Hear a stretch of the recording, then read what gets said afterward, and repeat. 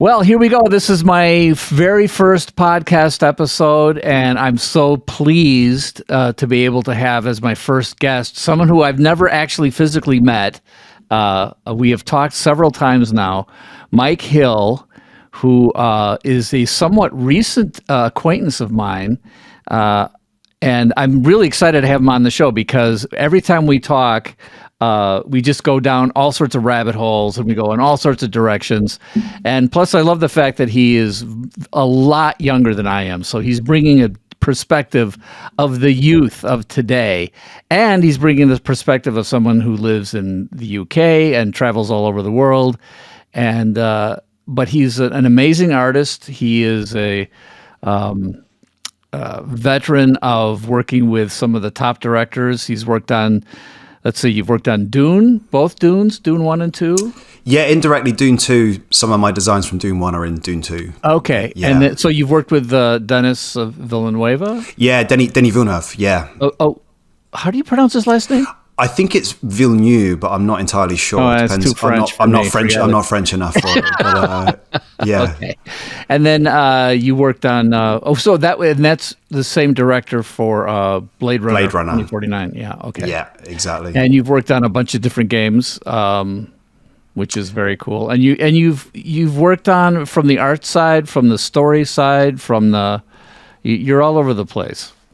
yeah.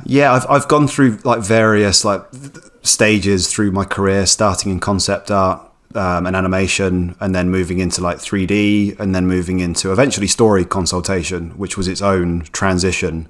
But starting in art as was my initial entry point, and then becoming fatigued by, let's say, the lack of intention with the art output of the industry led me to search for meaning in story and myth, and that led to story consulting.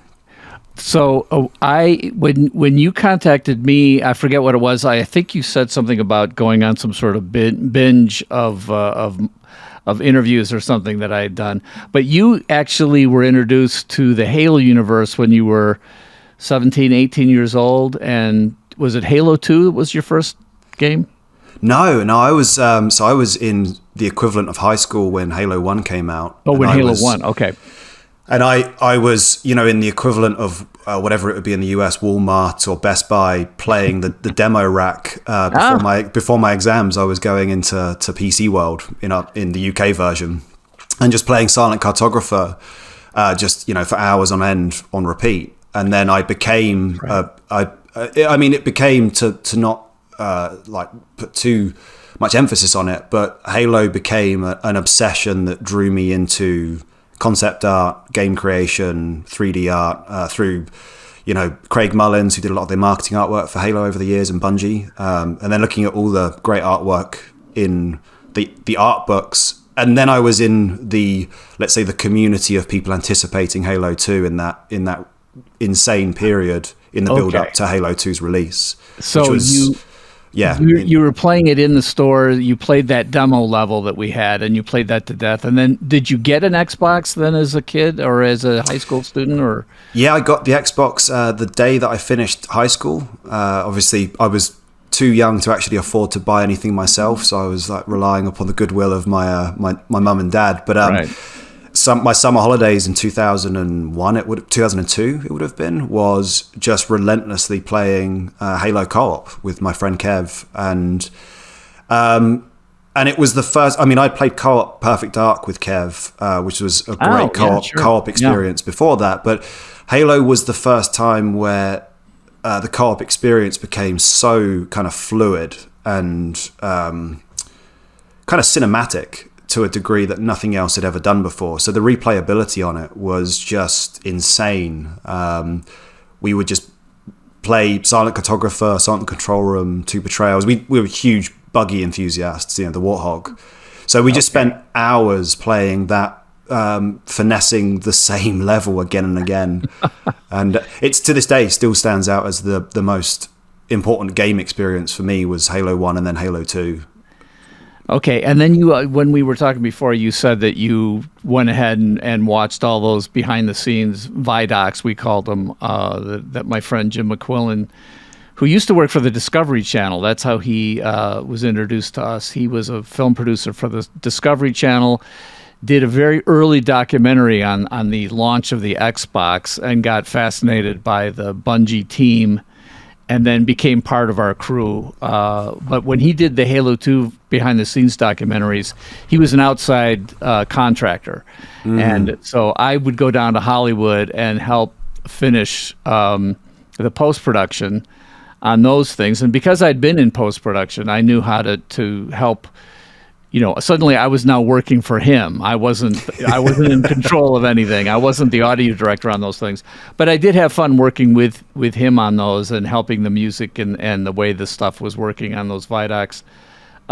It was funny because those Vidocs actually were very unique, and they showed a side of what it was like to be on a team that actually produced this stuff. And we were all very honest about what was happening. And he was an honest documentarian. He was not hired to, although I would say that the guy who hired him from Microsoft wanted those pieces to be more PR and marketing driven than actual documentaries. We didn't want to be part of a marketing program. We were just saying it as it was. And he, as a documentarian, wanted it to be true.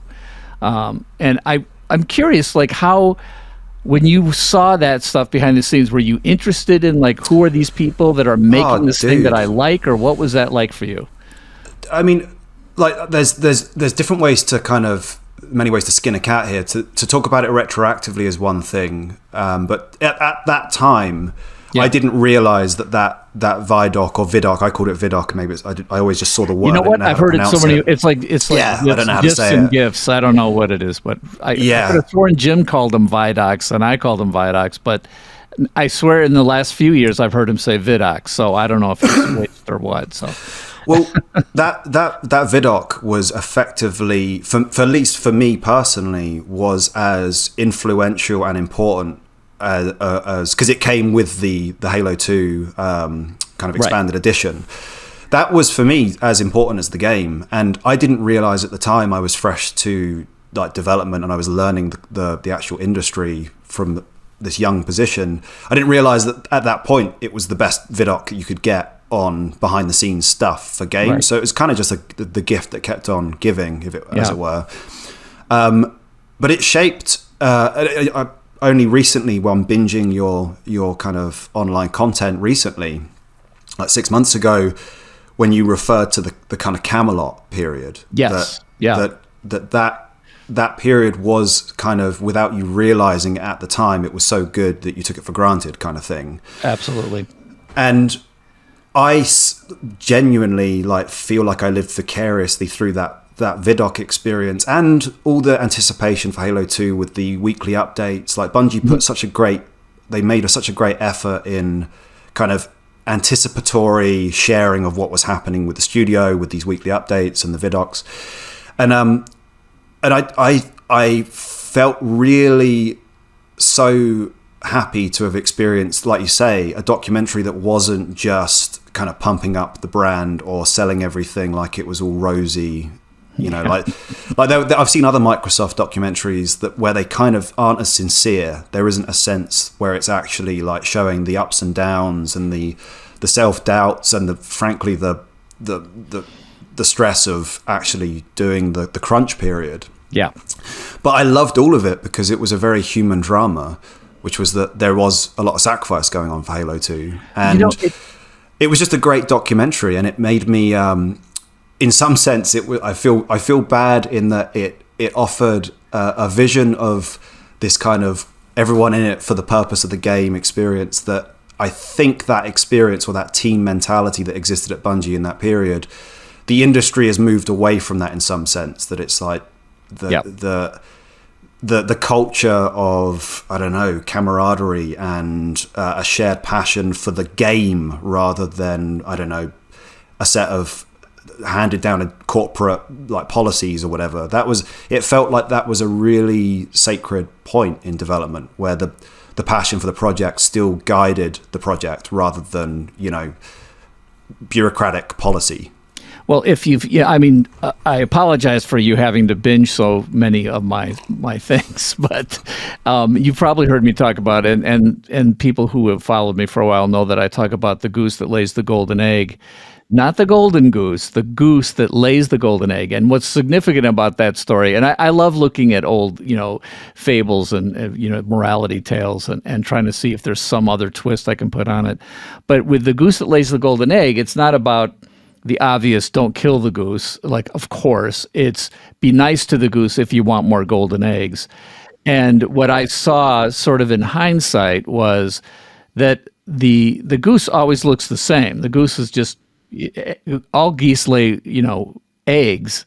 Look for the goose that lays a golden egg, and that's the one you want to be nice to. And I saw Bungie as this interesting amalgam and why are all these people together in the same place at the same time? What attracted? And they're all very different. And somehow, as a team, we were able to come together and basically lay this golden egg, which was, even the earlier games that we had made together, Myth and Oni.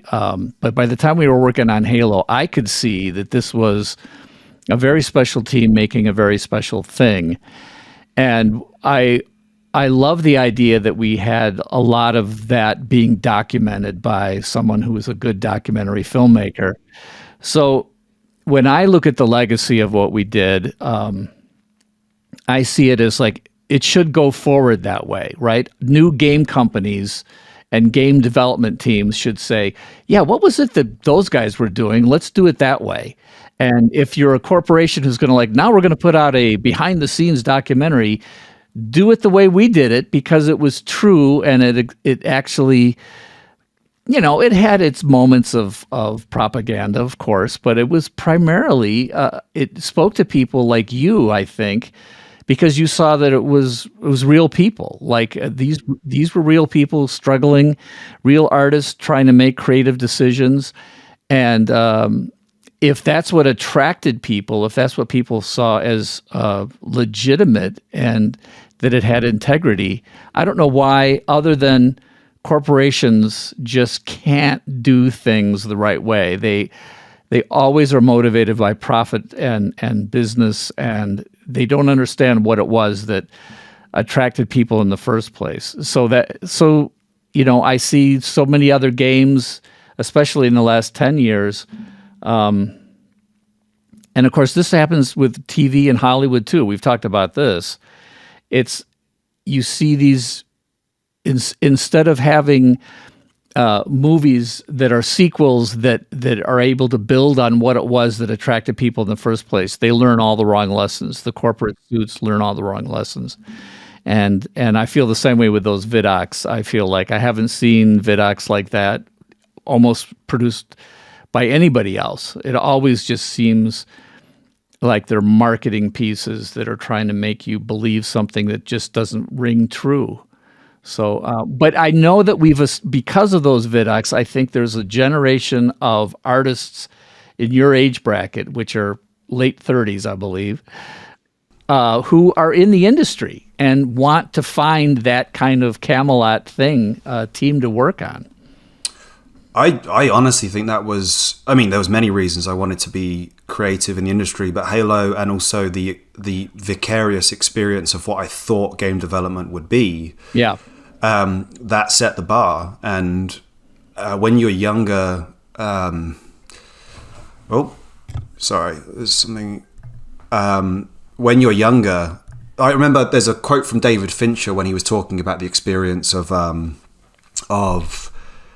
learning the hard way when he was working on like Alien 3, having the kind of naive belief that everyone who's in a production cares about the film, and that it kind of hit him hard. He just sort of took for granted that of course everyone's here. Everyone who's here is working because they want to make the best film possible. Yeah. And in reality, there's lots of people there for all sorts of reasons, and most of them are narcissistic. Once you get into an administrative, bureaucratic, corporate system like you get with an established industry like film, which has been around for so long, and I think at that point, when you look at the size of the team that made the original Halo, like you guys, what is it, like 36 core members plus like quality control, and there's not a lot of freeloaders that are there for either a salary or status or for chasing some LinkedIn attribute that they can put onto their CV. Right. It's actually people who are bonded together by a love of the culture of gaming and science fiction and the hero's journey, or any number of real driving forces. Yeah.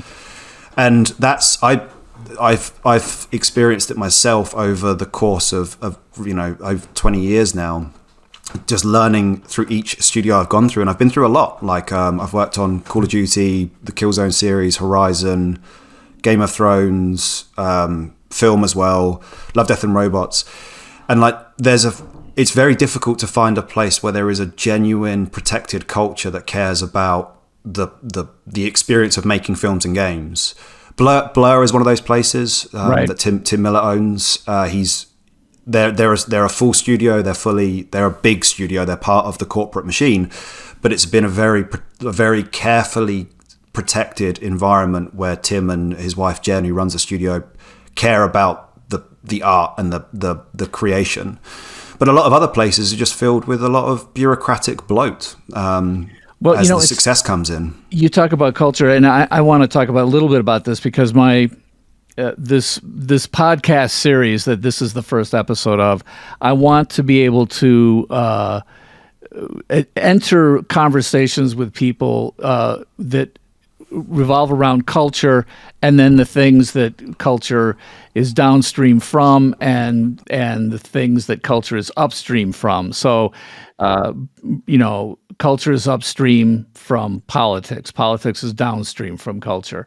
That's a famous quote from, I think, Breitbart. And then it's got me thinking about what is culture downstream from. So it's in the middle. And of course, culture is a loaded word. It's a word that's got tons of ways of looking at it. There's like you're talking about, the internal culture of a group of people working together on a project, but we're working on a thing that is going to be part of the general culture: entertainment, art, music. All those things are cultural. Storytelling is probably the most important part, I think, of the cultural experience. And then upstream from culture, of course, is, I guess we could call it metaphysics, but I mean, metaphysics is so like huge in general. I'm just going to call it religion, because I think religion encompasses metaphysics. It's basically religion, small r. Like it's not necessarily something that we have to talk about specific theology, but if metaphysics is asking the big questions of like, who are we, where do we come from, what is the meaning of life, like all those things, that's the beginning. Those questions are first. Then you get into the human expression, which is the culture. Like, how do we respond to that? How do we tell those stories? And I think you and I have talked about this too. The Andrew Klavan, who's a favorite of mine, is talking about this all the time. He's a writer. He's a screenplay writer. He's a book writer. He's a novelist. He's a creative person, and just the idea that you responded to something you saw in Halo, and I love the way you said it felt cinematic, because as somebody who came from the cinematic field, and my father was a film director, I was there saying, this experience needs to be cinematic. And, the writer, Joe Staten, was a big film buff, and everybody in the studio had a shared love of stories and science fiction and everything else. How do we make a game not only have that kind of depth of story, if possible, but also have the experience feel more like a cinematic experience with a cinematic flow? So I'm actually very, very pleased that all the way back in 2001, not only do I feel like we came close to doing that, but it's something you picked up on, even, as a player in high school. I'm just curious, like, when did you sort of think to yourself as you were playing that this is a different kind of experience? Like, this is what, you just played Perfect Dark, for example, which I loved, by the way. I thought Perfect Dark was a great game. but I'm not sure if it really was able to accomplish the same sort of seamless flow for your experience that we did with Halo. Seamless flow is a great way to kind of phrase it. Perfect Dark was very clunky, very mechanical, good for stimulating the imagination, but it was very not a free flowing experience in either frame rate or the mechanics. But with Halo, there's two distinct experiences of Halo that I have. One is the single player, and one is the co-op. Sure. I was never big into multiplayer. I'm not a competitive player. I like the kind of mythological experience of a campaign. And when I'm playing Halo single player back in the day, I would spend in Silent Cartographer, for example, I would like playing the missions, but I would be more interested in, once the kind of Covenant had been neutralized, just savoring the numinous experience of an alien world. It was a form of escapism that left me personally in a state of awe, which is that who built this world?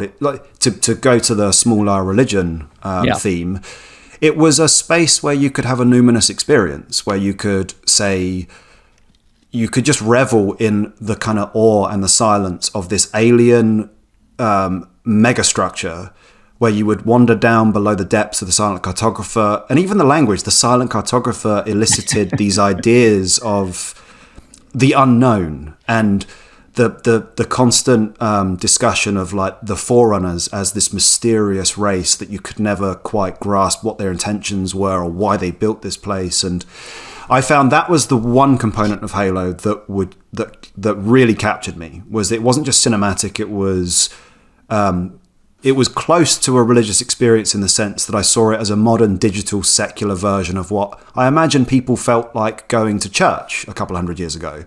You know, when you go and wander the subterranean caverns of Silent Cartographer, you are actually getting a lot of the attributes of what a cathedral is supposed to elicit. But on the other side of the Halo experience was co-op. And that's where the cinematic nature of it was most prevalent, because you were in these settings that were extremely awe-inspiring, but you were working with a dynamic relationship with a friend. You were going through an extremely dynamic experience where physics would lead to unpredictable scenarios. The 30 seconds of fun was contained enough to not be chaotic, but chaotic enough to always be dynamic. Right. And that would lead to effectively that you could live vicariously through your own film. Like you were in your own cinematic experience. Right. And you were sharing it with somebody, which I think I can't understate how important that was. The on the couch co-op, which was later like neglected by Microsoft. It honestly, it's so sad to me that how do you not see how good that is for people? Like you can't walk away from that. Well, I had to, in order to get around this, like my friend who I'd been playing co-op with since we were kids, when he came to visit me in Berlin, he had to bring his Xbox. We had to get 2 copies of Halo 5, sorry, and then like we had to get 2 screens, and just to have the couch experience, right? And that was a great example of like that kind of soul-killing moment when you realize that the goose has completely forgotten how to lay the frickin' egg.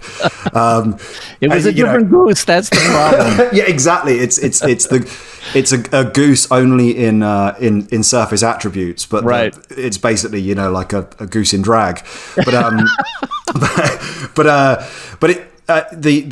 the co-op experience, and there are entire sections of the Halo universe that I've only played once. So like Halo 2 and Halo 3, there are some levels I've only played through once. Okay. But there are some levels that I've played through quite literally hundreds of times. Wow. And every time they're special. And that for me was almost like such a high benchmark for what great game design is, that you can have the 30 seconds of fun that turns into a 30-minute like sequence of fun that can be a self-contained cinematic universe where you and a buddy can experience novelty and awe and that high five energy. And very few media experiences can offer that strange cocktail. Yeah. Very few. Well, it's interesting. The writer, Joe Staten, and then, of course, the lead, creatively, Jason Jones, we when we would talk about how we wanted to approach this, and then like we had some really amazing designers too, level designers like Jamie Griesmer and Paul Breton. But we all brought our own thing to it.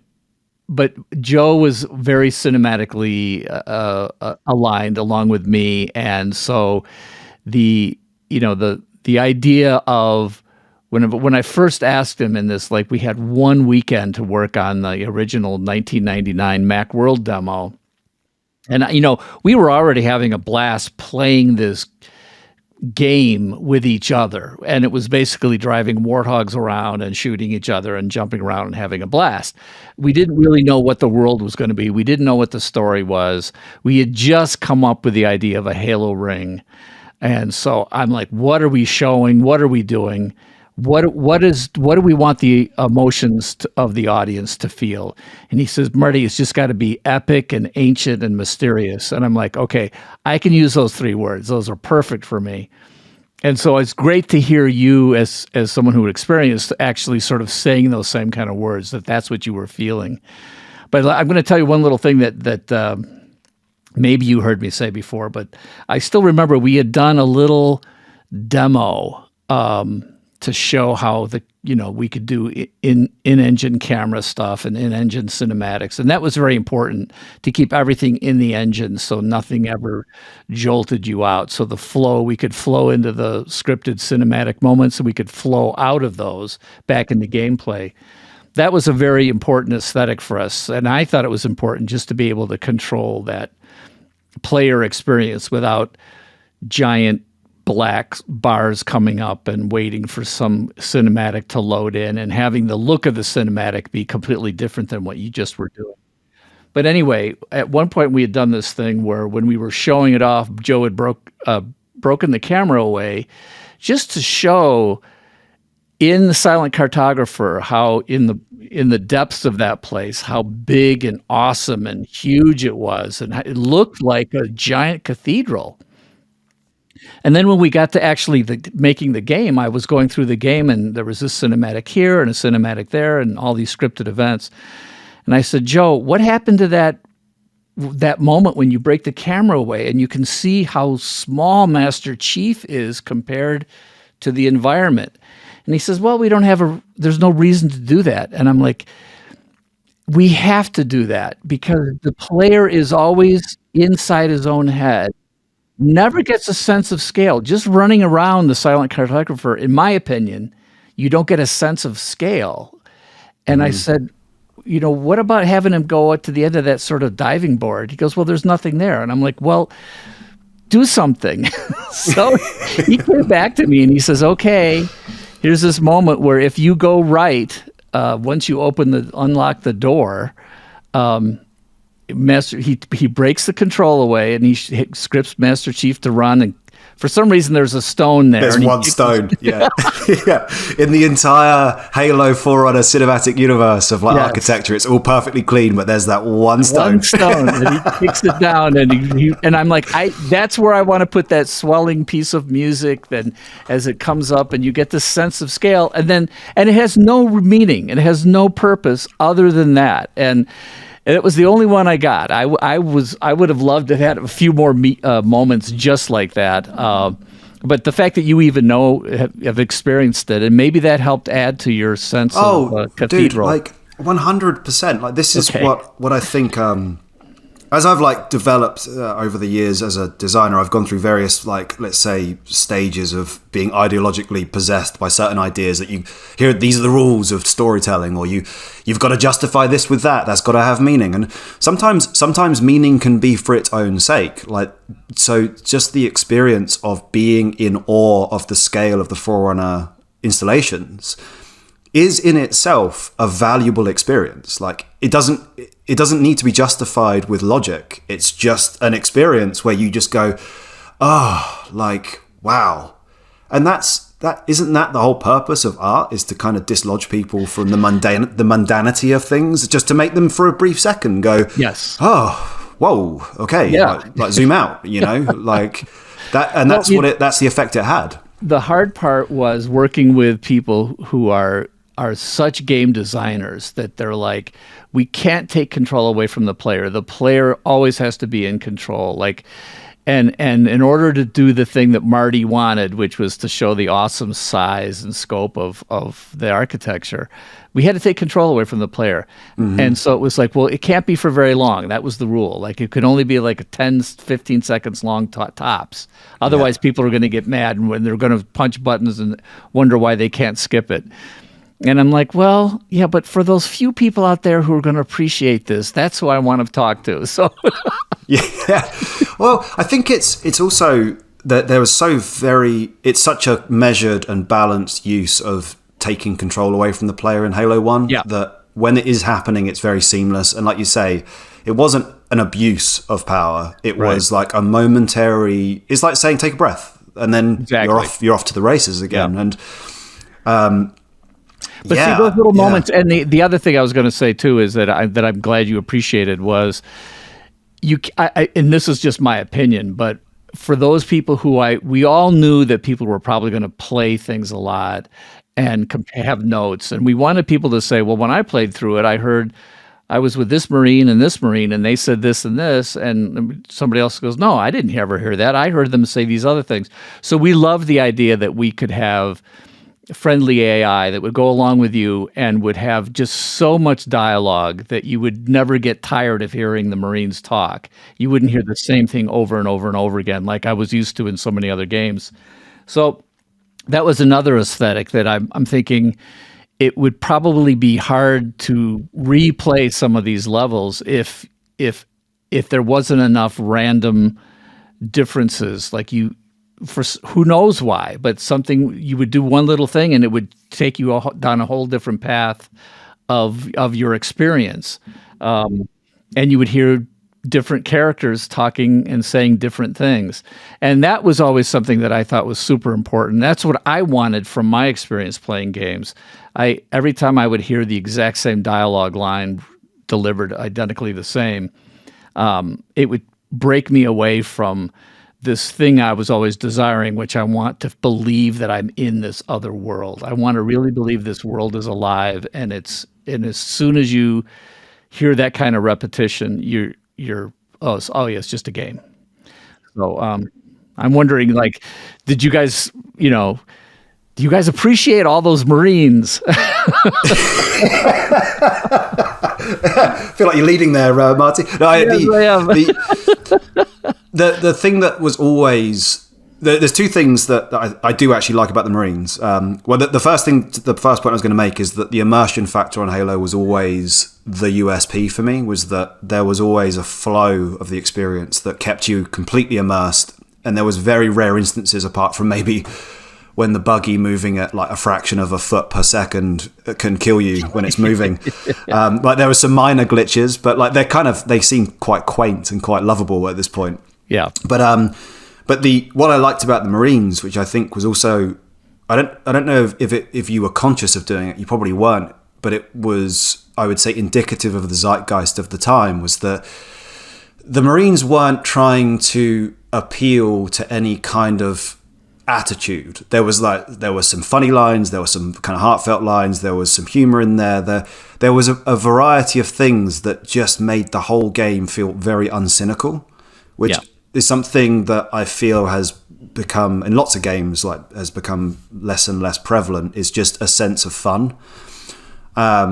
And the Marines kind of brought that energy, that there was a sense of, they were like it was comforting travel buddies, like you just felt at peace having them. You've mentioned it a few times in various talks, but like in various like podcasts. Yeah. I miss that energy in games where it's not somebody delivering political drivel as an NPC, or like, hey, making comments about personal pronouns or whatever. It's like, it was just dudes just like with varying accents that I couldn't always place, like Australian sometimes, or but they were all just Chips Dubbo, that was his name. He named himself after, we hired him a couple of times. The actor's name was Andy McCage. He was from Australia, and I was looking, it's like we have to use only like a limited pool of actors for many, many Marines who keep showing up. And well, if you're going to get attached to them, they have to be. There's the young scared one. There's the Italian one. There's the Australian one. There's Sergeant Johnson. Like these different characters that were like, well, I hope people get attached to them, and it seems like it did. So by the time we brought Andy back, I said, well, we don't have a name for your character. He goes, my name's Chip Stubbo. And I'm like, okay, I don't even know what that is. And he goes, well, people in Australia will get a kick out of it. So. But anyway, one thing you and I have talked about before is especially when in terms of story and your analysis that I just loved your presentation about Terminator 2, not Blade Runner. What was the other one? It was Jurassic Park. Fury Road. Fury Road. Fury Road. Oh, yeah. And you're always looking for the metaphorical, the importance of metaphor and all these things. But I think you said something about, what was it you said? Invisible ingredients, I think you said. The sort of like understanding the invisible ingredients. And when did you sort of see that like there's something, there are invisible ingredients in this story, and then that's also something that you have like jumped into so big in terms of analyzing the story. Like, when did you get into like, I want to understand those invisible ingredients in the films that I love and the stories I've read, that you've read? When did you think that you wanted to make those connections? How did that happen for you?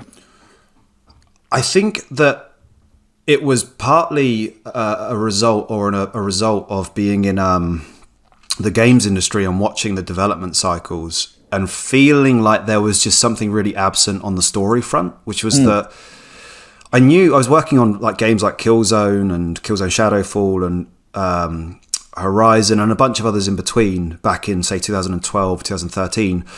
And I just noticed that story design, I had loved film with a great passion since I was a young kid, and I didn't know the mechanics of it or the science of storytelling, which there isn't a science, but I wasn't even aware of the hidden architecture of what a story is comprised of. Yeah. But I knew that a great story, I knew what it was when I experienced it. Sure.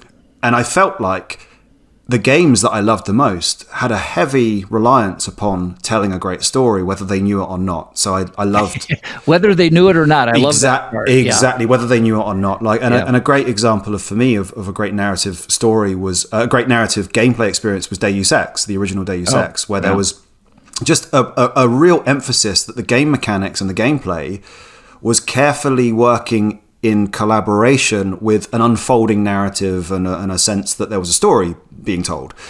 But when I was working in games, story was basically considered to be this kind of dirty word that, well, when we get to the end of the 3-year development cycle, we'll hire somebody that's worked on a Disney project and they'll basically stitch this Frankenstein's monster of missions together. And like, I just always remember thinking like, no, this is backwards. Yeah, like this is I can't explain why it's backwards. I can just tell you that this doesn't jive with the way the fiction I have in my head about how films and stories and games should be made. So I began to like construct in my head this almost this dream of what an ideal story development cycle would look like, where I would look at, say, Steven Spielberg or James Cameron, and I would watch these movies I'd watched hundreds of times, and I would say there's no way that these guys just like rocked up with no story plan and then just like started shooting film, right, and just hoped for the best, right? Right. So I took that hopeful desire that there was really conscious intent in the storytelling. I took that as my kind of start point and assumed, what would a development process look like if it was the singular focus of a production? And that led me down this kind of rabbit hole of learning about psychology, neuroscience, reading about Jung, looking into the hero's journey by Joseph Campbell, just trying to piece together like, where is the hidden patterns of storytelling. Right. And then I began to look at films that I loved and try to reverse engineer them. That was my logic, was like, okay, well, if I've watched Terminator 2 100 times and I'm never bored of it, something's going on there that I can't articulate it mentally that's important, like on a spiritual, psychological level. Right. So then I began to reverse engineer these films and speculate about what I thought the director or the writers were doing. based on like academic knowledge that I was learning. Right now, Sure. my conclusions in many instances, I believe in hindsight, were a bit heavy-handed, which is I was like, the director definitely knew that they were like planting a subconscious idea. That's here. why I pointed out that when you said whether they knew they were doing it or not. Exactly. And I think we've talked also, in the past, and this can't be our only time, by the way, that we're going to be together on this podcast, but because we have too much we want to talk about, but that. The universal myth and the Joseph Campbell idea, and we've talked about C.S. Lewis and Tolkien and the idea of the commonality of all these human myths and these human stories that have been for millennia. And there's these common elements in it, and so that's where we get sort of the metaphysical side of like. There's a reason. What is the reason why these are so common, and why other kinds of stories fall flat? So I certainly can't. I can't tell you that the Halo team started with all the high notions that you're saying. Some of us had built in to our DNA, our psyches, that this is the kind of meaning that we were hoping would come through. But we weren't necessarily unified about a lot of these things. And there was like, well, we're cutting that level. So it's like, oh, well, there goes that whole part of the story that's really important. How do we deal with that? Well, Captain Keyes is just going to go into an exposition and say, Halo. Like, okay, what? What is this? So we used to, as a matter of fact, we used to call him Captain Exposition. I think you probably heard me talk about that. But it was just fun because some of that came together. Some of it was purposeful and some of it was just serendipitous, but serendipitous in the right sort of ingredients coming together. So, that was going to be a good stew no matter what, because it had somehow the right ingredients were there. Maybe they weren't balanced perfectly, but anyway. Well, I think what I've come to realize, and I think was what was going on with Halo 1 and Halo 2 and what your development cycle is, that I began to conceive of stories as being the conscious mind, like a dictator, basically bringing the unconscious under control and then saying, right, here's what you're going to do unconscious, here's the story, like it's a blueprint. Right.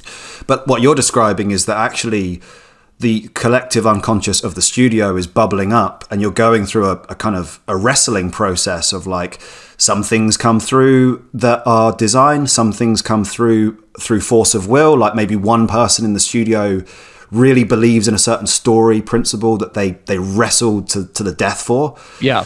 But the emergent property of all those decisions and conflicts and confluences emerges as something that the unconscious wanted to bring into being.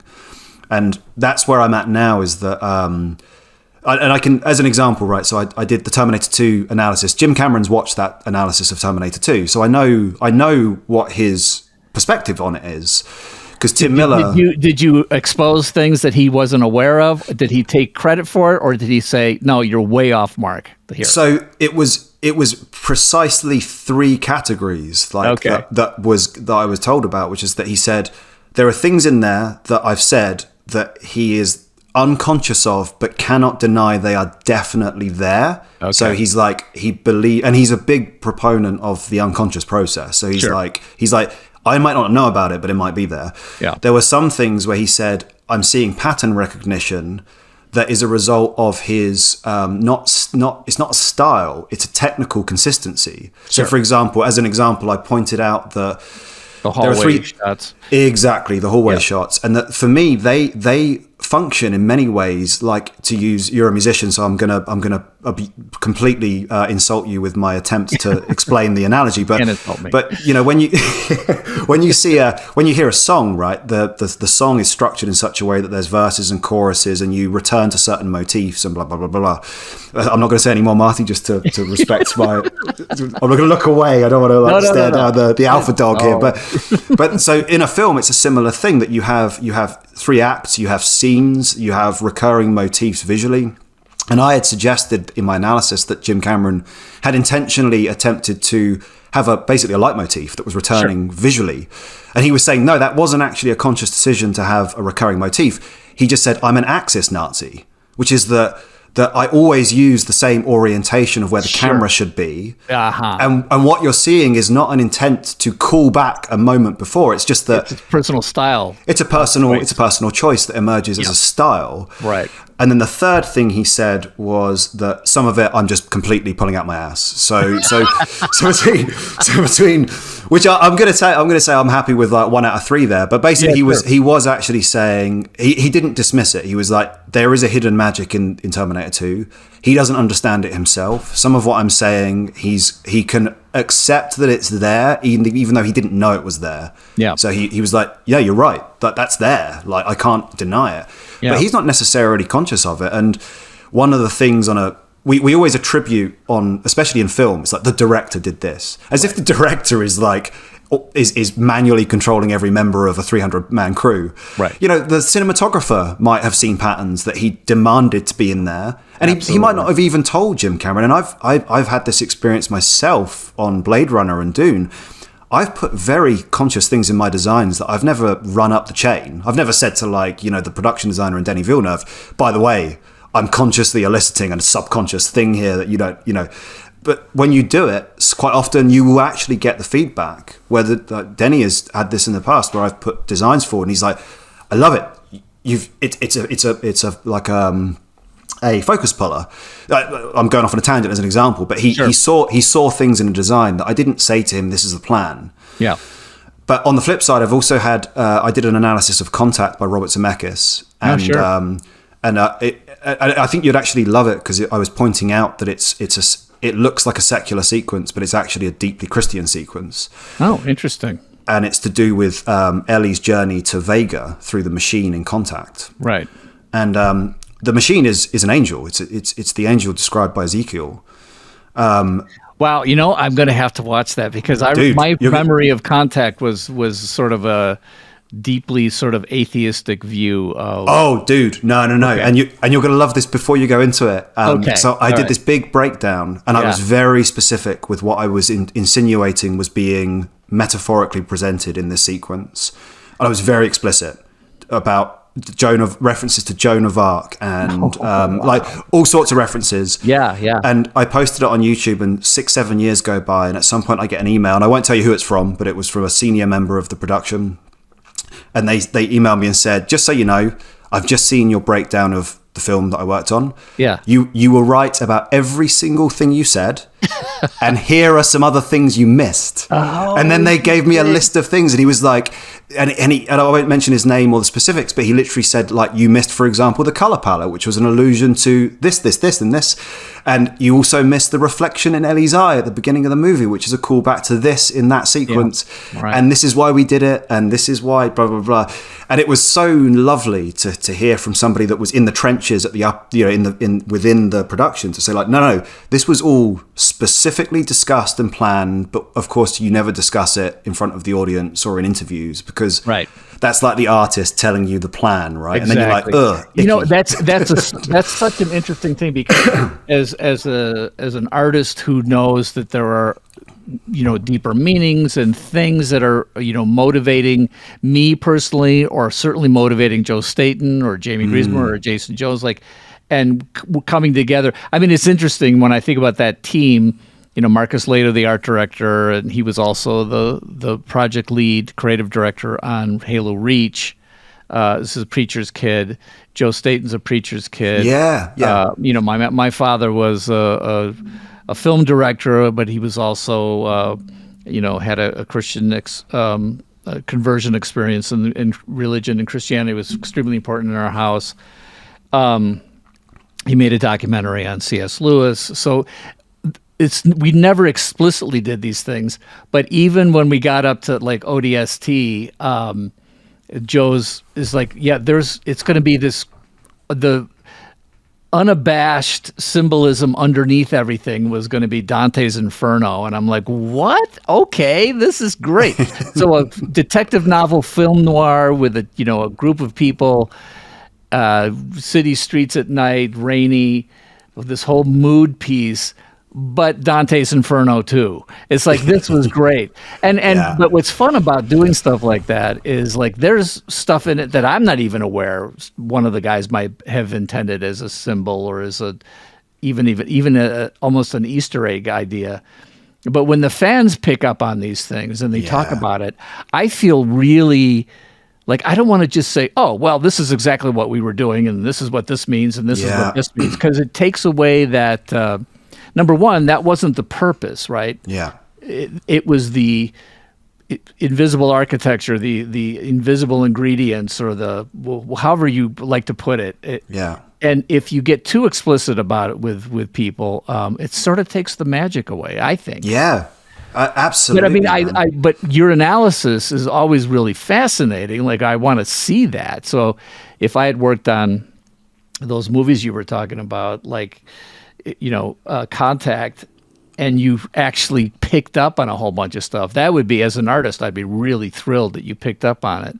But I wouldn't want to necessarily explicitly go out and just confirm or deny everything. So this is why people still think I'm teasing them with like hints at things, and I'm really not. I'm like, well, what do you see? What are you getting from it? Because that's actually more important to me than our intention sometimes. Because like you said, there's an unconscious thing or subconscious thing that comes through that we can't take credit for, but somehow got into these works that we did as a collaborative work. So and it's like I spent years very deluded, becoming too heavy-handed with the belief that the conscious mind is really the master of that's at the wheel.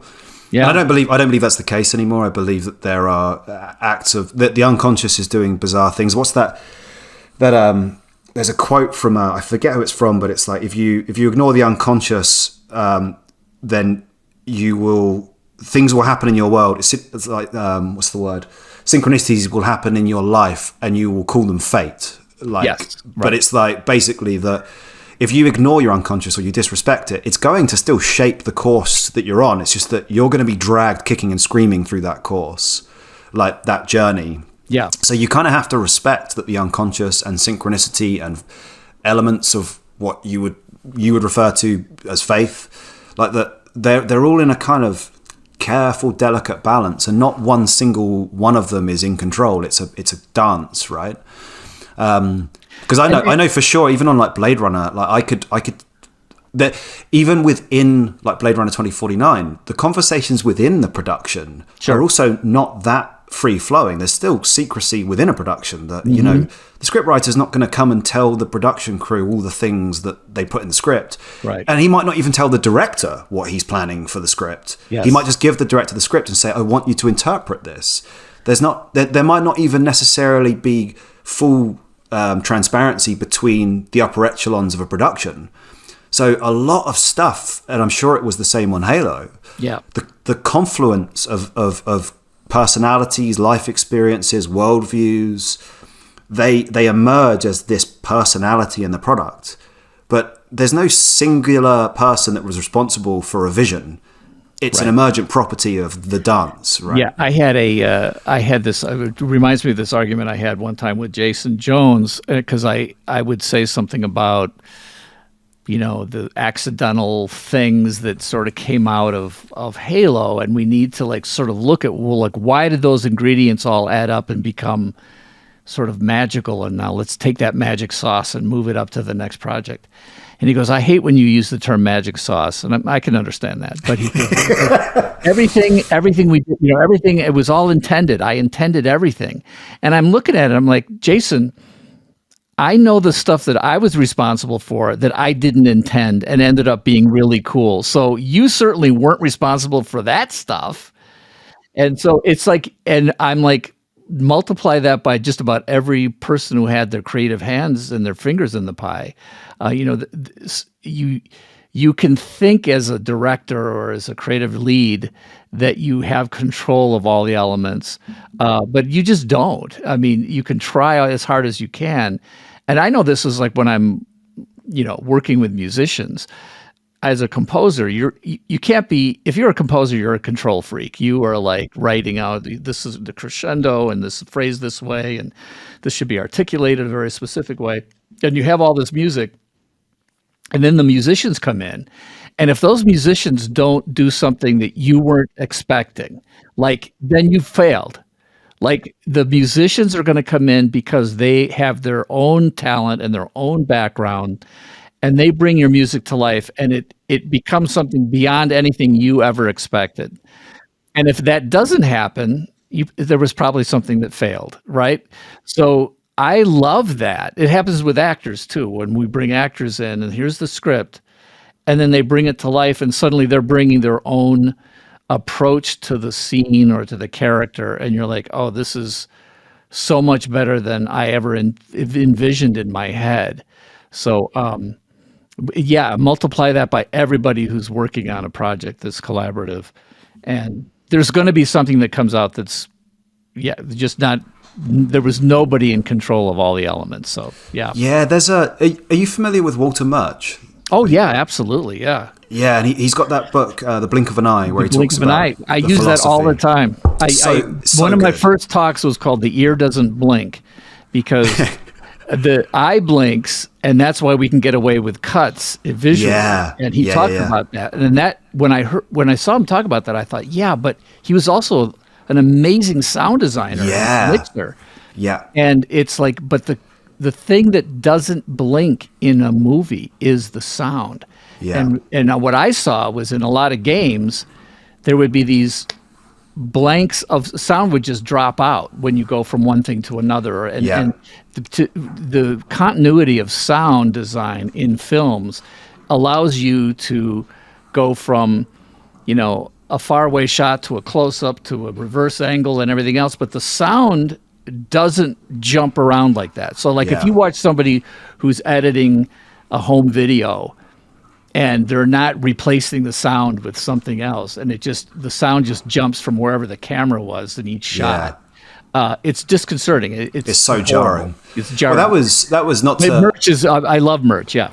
Yeah, and that was one of the key features, not to massage your ego, but the dynamic. Yeah. I'll do it anyway. The dynamic soundtrack on Halo 1 was one of the hidden ingredients, right? Which is that I wasn't aware when I was playing Halo when I was like 16 that was what was going on behind the scenes with the dynamic shift in the soundtrack, so that you were always perpetually in the flow of the music, that you were going through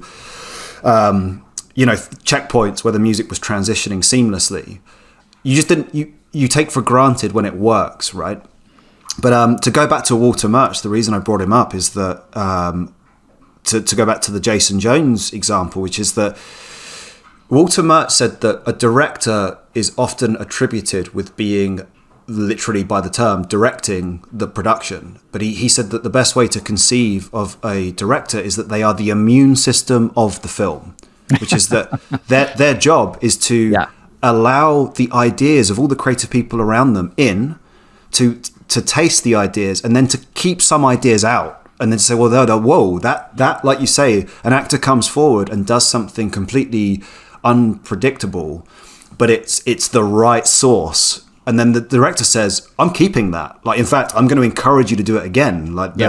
And the director, Denis Villeneuve, was really good at this. The guy has no ego, none.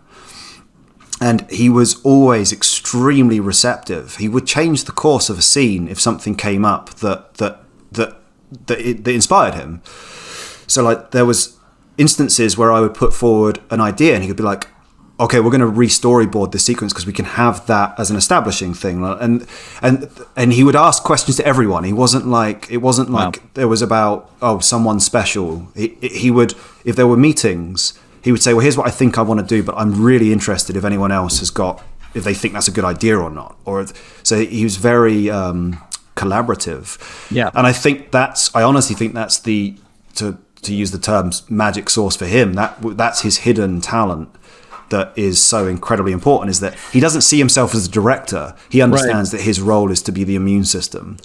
So, that's interesting. Not taking credit for everything. He's like, I'm just here to facilitate the film. And of course, I'm remembering my discussion with Jason Jones from, my memory, which is from, many years ago. But, actually, now that I think about it, he might have been, in terms of how he was to work with and collaborate with, he was more like the immune system rather than I never thought of Jason as the creative director. And maybe what he was trying even to explain to me was, when he said everything was intended, I think maybe what he was saying was he made sure nothing that would, be wrong got in. Like he was sort of the membrane that certain things couldn't get in. So in that sense, I think maybe that's what he was talking about with his own intention, was that he had a vision in his head. And to me, a good leader of any creative project is going to have this, a creative vision that they can cast, and everybody can get on board with that vision, and then add their own stuff to it. It's like, you have the James Camerons of the world who are like, renowned for being incredibly autocratic, but I think probably at his best, he probably is just a really great immune system. So that's a good insight. I hope at some point I should talk to Jason again and see if we can, pound this out a little bit more, because I didn't get this sense that he was trying to take credit for everything, and I think he felt like I was acting like it was a chaotic mess and just somehow magically came together. So I don't believe that. I believe there were many things were intended, and to a certain extent, I like that concept of what he actually did was he was the immune system. He made sure certain things just never got in there that wouldn't fit into the overall vision. So yeah. I think on some level that's what we all are, right? In our various, like, you're the immune system for not just the audio of Halo. Like, obviously you were integrated in many aspects, from the even down to the sort of cinematic DNA. But that's what real creatives are doing. Is creatives could make an infinity of choices. It's the choices they don't make that are important. It's like what we're seeing is just what eventually came out of all the rejected choices. Exactly. Yeah. I mean, you don't see those rejected choices because many of them are kind of contained in 20 years of experience that gets executed in a split-second decision. Right. Because you've done it 1,000 times before, and you just say, you're in the recording studio, go, nope, not that. Like, this is what's coming out of my fingertips right now because I've done this 1,000 times before, and I've seen how bad the alternatives are, kind of thing. Yeah. Well, there's so many things that that we haven't talked about. So at some point, you're going to have to be a regular on this show if you're willing to do that, because you have exposed so many things about what it is that we're doing. I would love to get your insight at some point. Maybe you can just touch on it a little bit, but what's wrong with modern productions in games and movies and television? Like what is going on? Like, is it because things are, what I consider the woke mind virus has gotten in, and the propaganda is happening rather than art? Like, or is that just too simplistic? What do you think? Oh man, you've dropped a live grenade in my lap right here. No, I mean, you and I have we've spoken about this offline, and I know that we share effectively the same respect for the complexity of the issue. I would definitely say that there is. It's always a risk of saying that there's a singular issue to a complex outcome, because obviously everything's complicated. It's not like, hey, if we just remove this one input, then everything's fixed. But for sure, the woke mind virus, which is a kind of title for a whole confluence of factors, some of them are manufactured and coming downstream, which was alluded to with the USAID, the USAID controversy, that many of us were talking about this publicly and on social media about the fact that this isn't an organic scenario where you've got these, let's say, woke agendas being enforced from on high from a corporate level. You know, like Right. for example, if you've got like it's even when I say the word BlackRock, that's so synonymous now with conspiracy theory. But BlackRock, Right. Vanguard, State Street, these aren't the Illuminati. These are actually huge fund managers with Yeah. massive paper trails, with very clearly definable objectives, agendas, and policies that they enforce upon all manner of companies that we are buying from at all times, from Netflix Right. through to Activision. And there has been a very clear and manufactured agenda. Who knows what the intentions are? I've got my own theories. That has been about replacing meritocracy and the free market with a desire to force behaviors and force the actions of corporations and customers. And that's what DEI is, diversity, equity, and inclusion. That's one component of it. And I think that's been working hand in hand with a cultural cycle which is natural, which is that I believe we're reaching as a civilization just a kind of end of a cycle where we are self-referential, we're not innovating, we're not touching reality very often. We're touching regurgitated digital like manifestations of things all the time.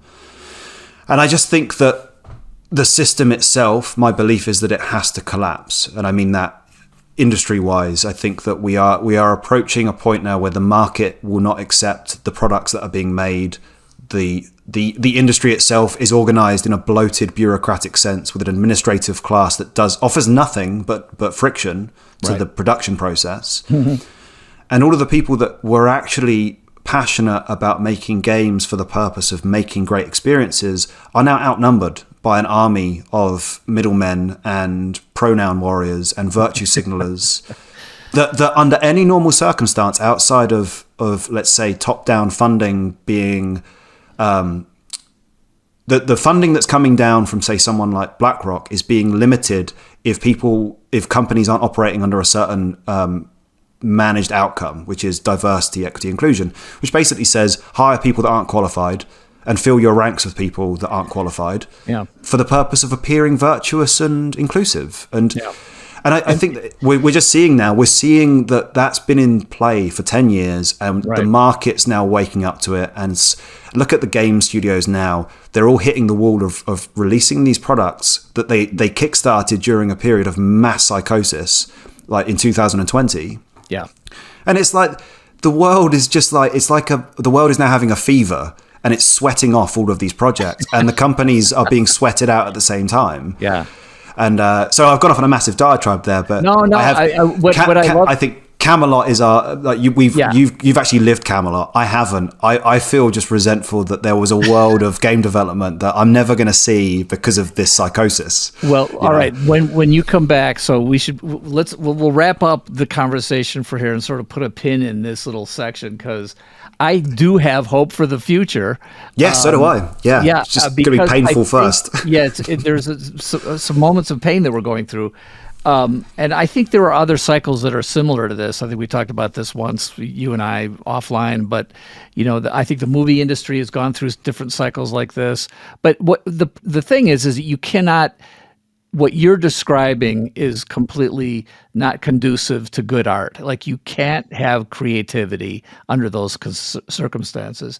And very talented people have gotten caught up into this sort of propaganda-driven way of creating art, and that is not art that's ever going to last or speak to anybody. So, but I'd love to go next time we talk. Let's talk about what we've learned and what you're hoping for, and how can we see that happen in the future? Because I think Camelot is the significance of Camelot is you're not aware of it when you're in it. You only sort of see it in hindsight. There does seem to be something, like you say, in the past decade, there's been a fundamental sort of shift about things like this. And I think as we go forward, you might not know it when it's happening, but there will be another period of Camelot, and you're young enough to go through it. So I'm hoping we'll talk about that next time. Well, it is funny that you mentioned the last time that you were actually older than I am now when you began the Halo journey. So there's still hope, right? There's still hope. Yeah. There's still. I think it's like I've got like 4 years before I just start panicking. Don't panic. But I agree with you, man. I'm not I've been a very cynical person the last 5 years because it's been a tough time, but as in like everything that I love and care about has seemingly just been butchered and sodomized on the altar of like very questionable ethics and politics. Well, look at Star Wars, look at Lord of the Rings, look at Halo TV show. I mean, dude, what?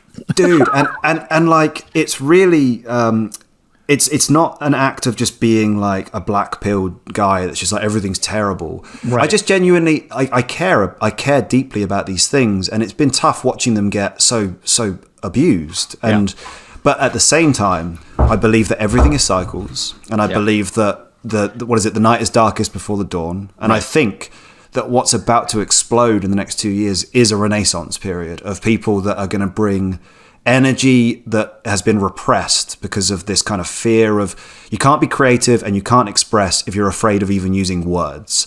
Right. And I think that once this storm breaks and the pressure is released, I think we're going to see an explosion of creativity. Yeah.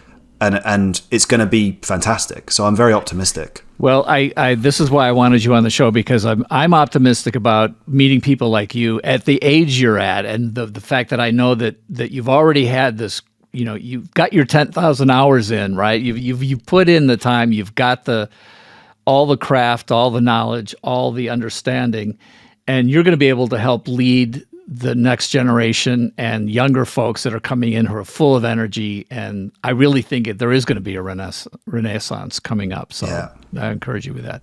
All right, let's just bring this conversation to a close. I thank you so much for being my first guest. I'm looking forward to having you on again and continuing this conversation. So once again, thanks a lot. And everybody needs to go see all the different things Mike Hill has done. He's got a YouTube channel, you've got websites, you've got stuff. You're spread around. I haven't updated my website in 7 years. I think YouTube is the best place where there's relics of some of my creativity there. Yeah. But you'll get into. I mean, I'll just end with this thought, because I would love to talk to Andrew Clavin sometime, but because.